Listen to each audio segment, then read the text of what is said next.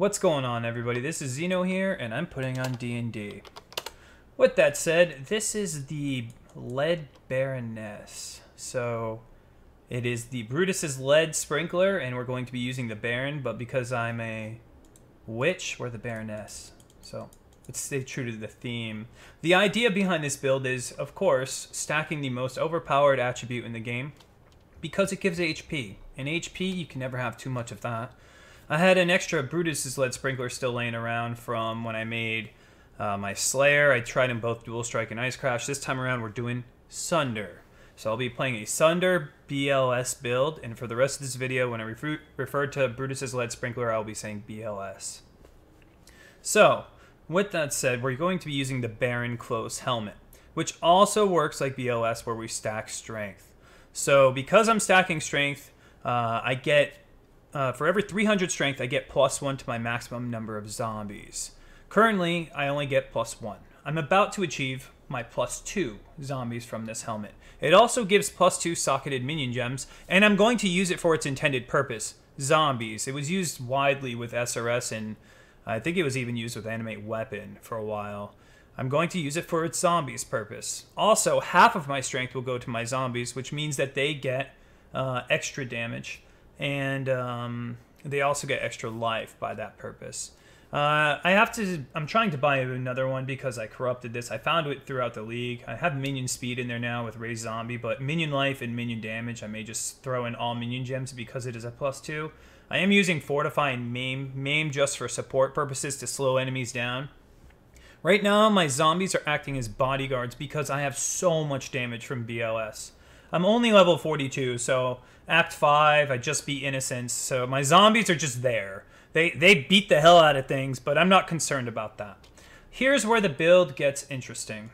I'll be using the Scourge. So the Scourge, it gives you, first off, it gives you 70% increased minion damage, and 12% increased minion attack speed. I will not be using Scourge for its actual purpose, other than the attack speed it has on there for Whirling Blades. So my Whirling Blades will go a bit faster. I get a Spectral Wolf, which also gets the strength from Baron, and all of the minion damage I have.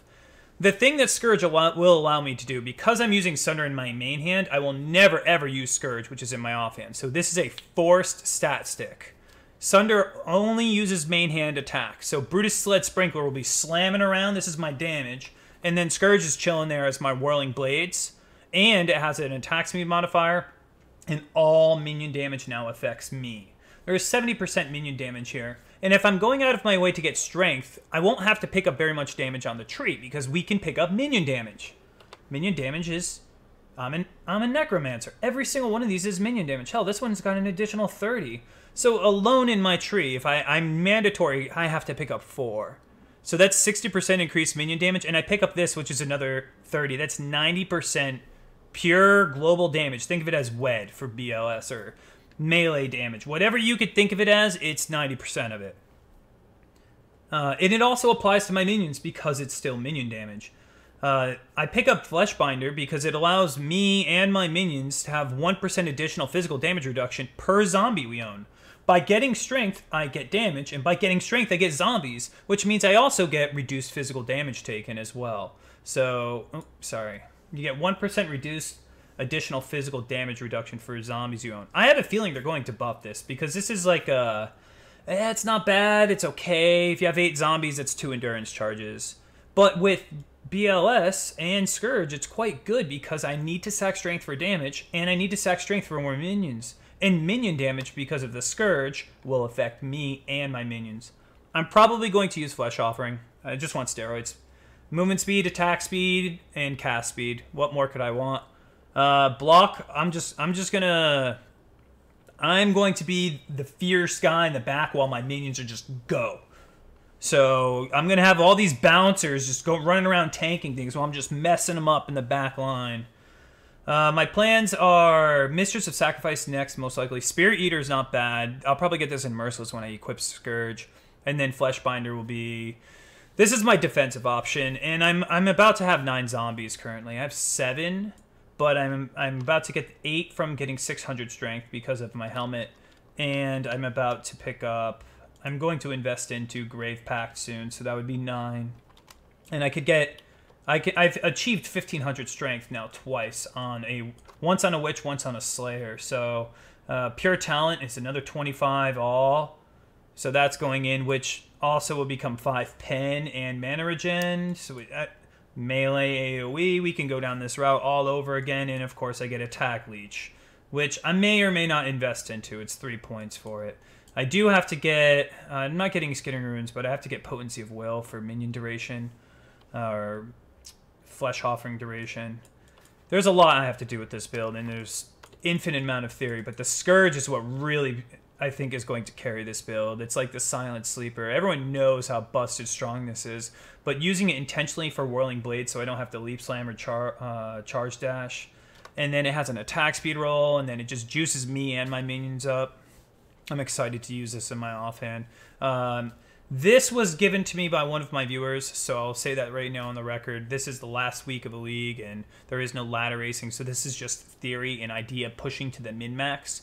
At the start of the next league, I plan to do more beginner-friendly builds because I have nothing and I don't take freebies, at least for the first 2 months of the league. The last month, I tried to be more creative and push the bounds, the limits of Path of Exile. In the beginning, I tried to do more beginner-friendly aspects because I'm starting fresh myself. It's the best time to show what's best if you're new, because every league you're new.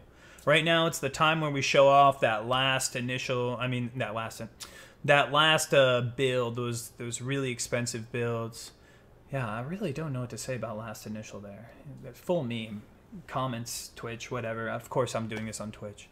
Anyways, that's all I have to say about this build. I hope you guys you want to check it out, because this is what I will ride out with my Hoa Reeve Guardian, who's level 84 right now.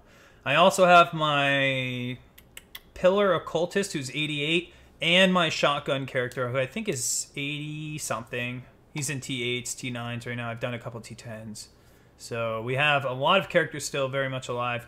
And then throughout the last part of this league, if you come on Twitch, tell me what you want to see once in a while. Once I'm done pushing this character in the Guardian, my last few days of the league, I'll play whatever you guys want to see. I'll showcase it so you can get a taste if you want to see it next league. I'm trying to get as many builds as I can for Abyss, because next league I'm going to be throwing out 19 Ascendancies once they're done releasing everything, including the new, JSON data for the Ascendancy/skill tree. When that gets released by GGG, I'm theorying. So right now it's just, let's push limits while we can before it all goes away. Thanks. That's all I have to say. If you guys like what you see, you can follow me down there on Twitch or on YouTube. And that is the random natural thing I have to say that's not random at all in terms of selling out. Feels sell out, man. Until next time, YouTube.